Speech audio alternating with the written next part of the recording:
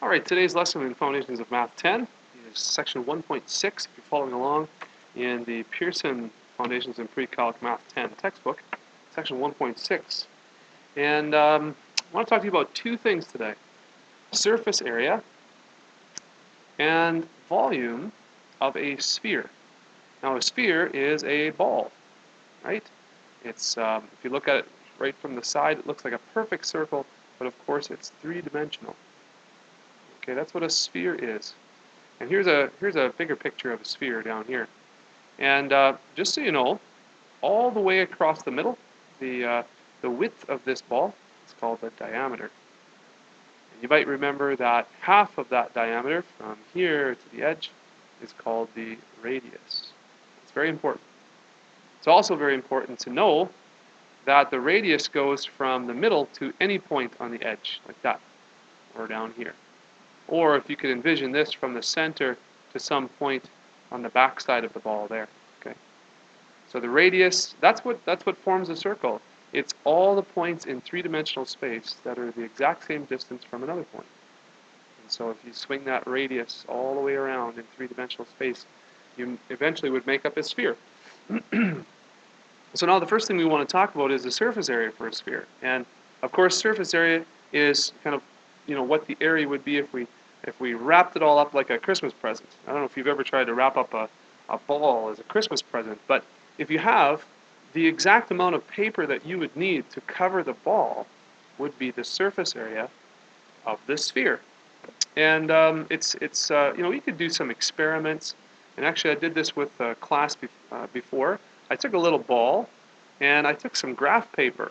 And you can envision, this graph paper, right? And what I did was I put the ball here, and I put it on the graph paper. And I wrapped the graph paper up. I squished it around and until it just covered the ball. And now it wasn't very neat. It was kind of messy. And I'm just going to erase these lines here. But what happened was I kind of got this little shape like this, and how it was kind of like a flower or something. This is sort of the pieces of the graph paper that actually touched the ball when I wrapped it around. And so what I did was I counted all those little squares that were inside this sort of wraparound shape, right? And you can sort of envision this maybe, all these little squares. So there was partial squares over here and whole squares in the middle and some more partial squares. So I counted all these up. And we also measured what the area of the circle would be. That's the same size as the sphere. So we did pi r squared. And what we found was that this number, if this was x, that the number of squares that actually covered this ball was about 4 times as many, or about 4x. And, we uncovered that the surface area of a sphere is actually, and this is the actual formula, it is 4 times what the area of the circle, the two-dimensional circle, would be. That's the same size. So 4 pi, and then here's that radius comes in again. 4 times pi times the radius of the sphere squared. 4 pi r squared. And so I drew this little diagram here to show you that the surface area of this three-dimensional ball would be the same as the area of 4 circles that would be the same, that have the same radius. Okay? So that's how you'd find exactly the amount of wrapping paper you'd need to wrap a ball. Now, I wouldn't advise cutting out 4 circles because that wouldn't cover the ball very well. But it's the same area. Okay? All right, so here's an example. Let's do a little example. And here's the example. What is the surface area of this sphere is the question. And this sphere has a diameter of 4 meters. So what's the radius if the diameter is 4? Well, the radius would be 2 meters. And the area of the circle that would sort of be the same shape as this sphere is pi r squared. And we said the surface area of a sphere is 4 times pi r squared. So that's just what we do. It's as easy as that. You do 4 times pi, and I would encourage you to use your pi button on your calculator. But if you're going to do it in decimals, you should at least go to 3.14159. At least do that, okay? And then times 2 squared. So that's 4 times 4 times pi. That's 16 pi. And I'll just get my calculator up here. Maybe you have your calculator in front of you. Just check that. 16 pi. You can do 16 times pi as well if you want. But all you need to do is just the 16 pi. And that is 50.2, and we'll go to 2 decimal places. So 50.27. 50.27. Now, I'm not quite done yet. 2 things I got to do. What I have to do is I have to understand that, hey, I've got some units here in the question, and that's meters. So I have to include units in my question. Is the answer 50.27 meters? Nope. Why not? Because look up here. I had 2 meters and I squared it.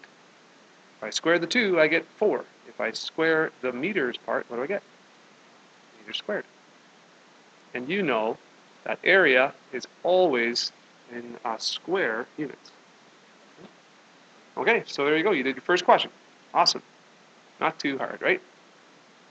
All right, let's go to the next question.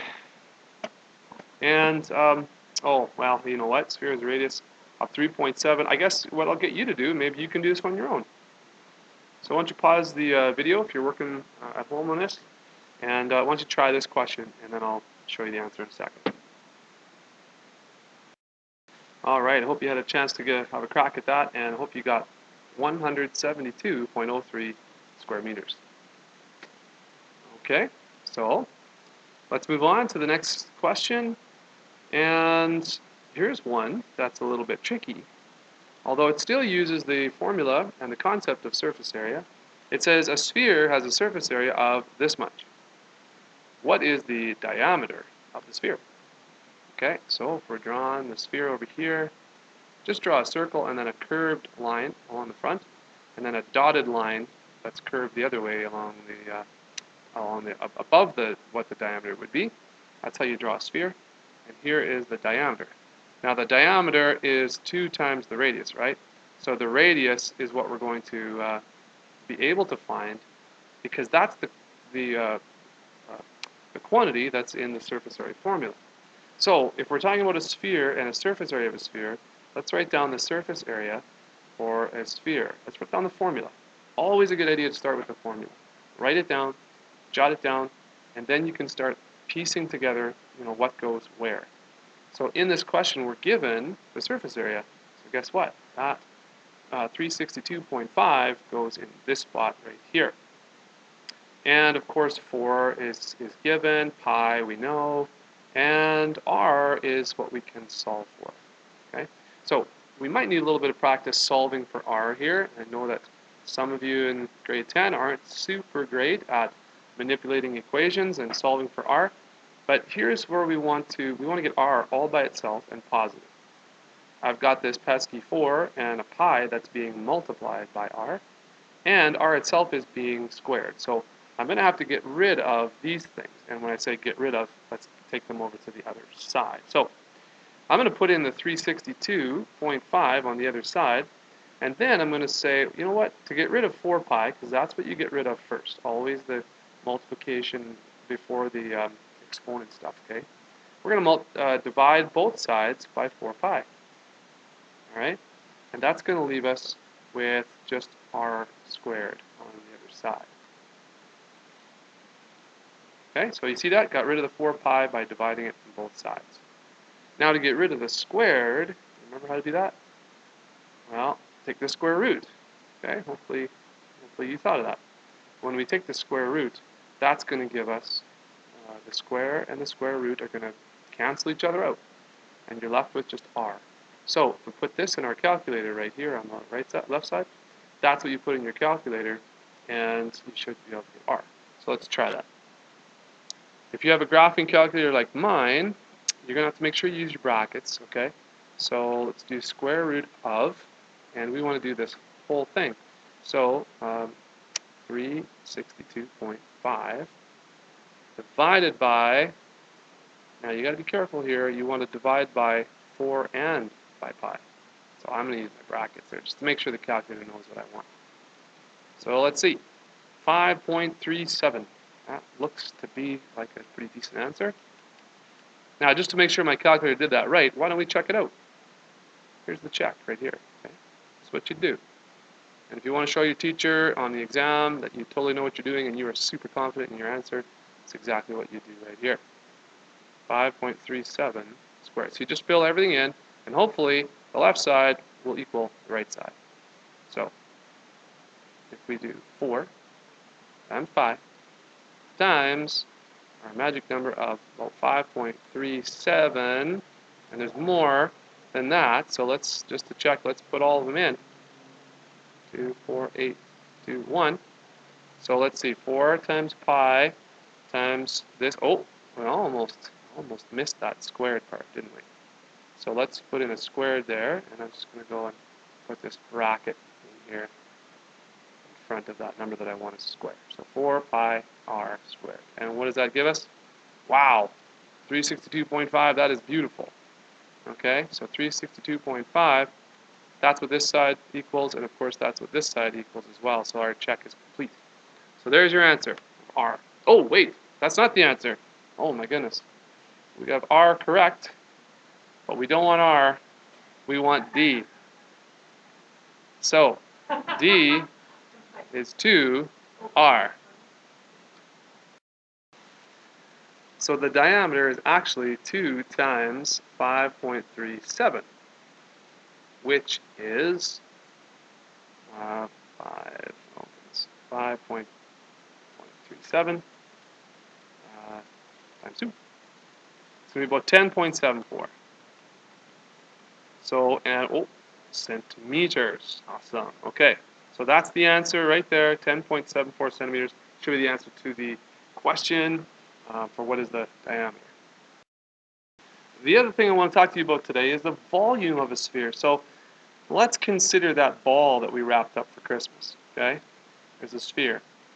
Now, let's just say that we are going to fill this ball up with air. We're going to put air in this ball, and I want to know exactly how much air I need to put in there to fill it up, just to the very top, so it expands just to the right size, okay? That is the amount of air am I going to need. That's the volume, okay? And I don't know, there's no real clever way of determining what the volume is, really. But I'll just give you the formula, okay? So, whoops, what's wrong with my pen here? Le pen is not working. Goodness. Computer problems. Oh, pause.